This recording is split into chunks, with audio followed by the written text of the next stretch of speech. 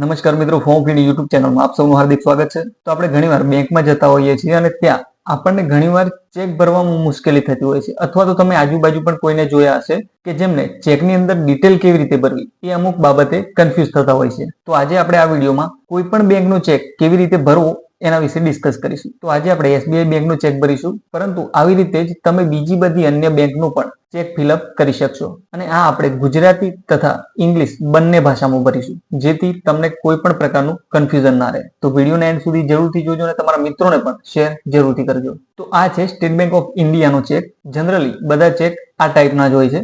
હવે સૌથી પહેલા તો આપણને એ ખબર હોવી જોઈએ કે ચેક ઉપર આ જે બધી ડિટેલ લખેલી છે એ ખરેખર છે શું અને એનો મતલબ શું થાય છે. તો જે આ નીચે નંબર છે અને એમાં પણ જે પહેલા નંબરનો જે નંબર છે એને કહેવાય છે ચેક નંબર. એટલે કે ઘણીવાર આપણને એ કન્ફ્યુઝન થતું હોય છે કે કોઈ આપણને પૂછે કે તમારો ચેક નંબર કયો છે, તો એ આપણને ખબર હોતી નથી. તો જે પહેલા નંબરનો છે એ છે ચેક નંબર. ત્યારબાદ જે બીજા નંબરનું છે એને કહેવાય છે MICR કોડ. એના પછી ત્રીજા નંબરે જે છે એ છે RBI એકાઉન્ટ નંબર અને ત્યારબાદ ટ્રાન્ઝેક્શન કોડ છે. તો આ આપણે વાત કરી નીચેના જે 4 નંબર છે એના વિશે. હવે તમે અહીંયા જોઈ શકો છો કે આ જે છે એ છે એકાઉન્ટ નંબર. અત્યારે મેં મારો એકાઉન્ટ નંબર હાઈડ કરેલો છે, પરંતુ તમારા ચેકમાં અહીંયા તમને તમારો એકાઉન્ટ નંબર શો થશે. હવે જે આ ઉપર તમે જોવો છો એ છે બ્રાન્ચની ડિટેલ, મતલબ તમારો ચેક જે પણ બ્રાન્ચનો હોય એની ડિટેલ અહીંયા લખેલી હશે, જેમાં એડ્રેસ અને IFSC કોડ હશે. તો આ આપણે ચેક વિશેની એક બેઝિક ડિટેલ જોઈ, જે આપણને ખબર હોવી જોઈએ. હવે ચેક કેવી રીતે ભરવું? તો સૌથી પહેલા આ જે પે ઓપ્શન છે, એટલે કે તમારે પોતાની જાતે પૈસા ઉપાડવા છે કે પછી તમારે કોઈને પૈસા પે કરવા છે. તો જો તમારે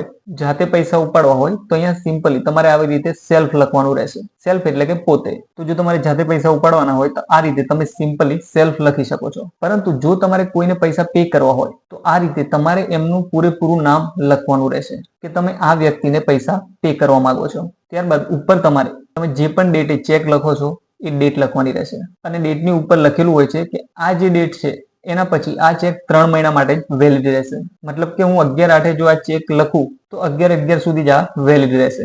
હવે અત્યારે મેં આ જે ડિટેલ ભરી છે એ કોમ્પ્યુટરાઇઝ ભરું છું, પરંતુ તમારે આ ડિટેલ તમારી પેનથી ભરવાની રહેશે. તમારે કોમ્પ્યુટરાઇઝ ભરવાની જરૂર નથી. ત્યારબાદ અહીંયા તમારે કેટલા રૂપિયા પે કરવાના છે અથવા તો ઉપાડવાના છે એ રકમ અહીંયા લખવાની રહેશે. હવે હું અત્યારે 50,500 નો ચેક લખું છું, તો આ રીતે પાછળ એક સ્લેશ કરી અને ડેશ કરવાનું રહેશે, જેથી કોઈ પણ વ્યક્તિ પાછળ એક 0 એડ ના કરી શકે. નહીં તો અહીંયા એમાઉન્ટ ખૂબ વધી શકે છે. આ જે છે આપણે આંકડામાં લખ્યું છે, જે અહીંયા તમારે શબ્દોમાં લખવાનું રહેશે. તો આ પ્રમાણે 50,500 ઓનલી આ રીતે શબ્દોમાં લખ્યા બાદ તમારે નીચે અહીંયા તમારી સિગ્નેચર કરવાની રહેશે. જે તમે તમારી બેંકની અંદર કરતા હોય એ રીતે જ અહીંયા કરવાની રહેશે. હવે તમે જે આ ચેક ભર્યો એ તમે SBI ની કોઈ પણ બ્રાન્ચમાં આપી શકો છો અને જ્યાંથી તમે પૈસા વિડ્રો કરી શકો છો. જો તમે આ ચેક કોઈ વ્યક્તિને આપ્યો અને તમે એવું ઈચ્છો છો કે આ જે એમાઉન્ટ છે એ સીધું એમના એકાઉન્ટમાં ટ્રાન્સફર થાય, એમને કેશ ના મળે, તો તમે સિમ્પલી અહીંયા આ રીતે એકાઉન્ટ ઓનલી આવી રીતે લખીને આપી શકો છો, જેથી એમને જે આ પૈસા છે 50,500 એ કેશ નહીં મળે, સીધા એમના એકાઉન્ટમાં જ ટ્રાન્સફર થશે. અને જો તમે આવી રીતે ના લખો તો એ વિડ્રો કરી શકે છે. હવે જો કોઈ એવા વ્યક્તિ છે કે જેમને ઇંગ્લિશમાં આ રીતે ભરતા નથી ફાવતું, તો એ ગુજરાતીમાં પણ ભરી શકે છે અને જે આ રીતે ભરી શકશો તમે. જો પોતાને જ ઉપાડવાના હોય તો ખાસ યાદ રાખવું, ફક્ત સેલ્ફ આ રીતે લખવાનું. પરંતુ જો બીજાને તમારે આ ચેક આપવો હોય તો અહીંયા તમે આ રીતે લખી શકો છો. તો આ રીતે તમે કોઈ પણ બેંકનું ચેક ભરી શકો છો. અને ચેક ભર્યા બાદ બેંકની સ્લીપ કેવી રીતે ભરવી, તો એનો પણ આપણે વિડીયો બહુ જલ્દીથી બનાવીશું. તો અમારી યુટ્યુબ ચેનલને સબસ્ક્રાઇબ જરૂરથી કરી લેજો અને આ વિડીયોને તમારા મિત્રો સાથે પણ શેર જરૂરથી કરજો.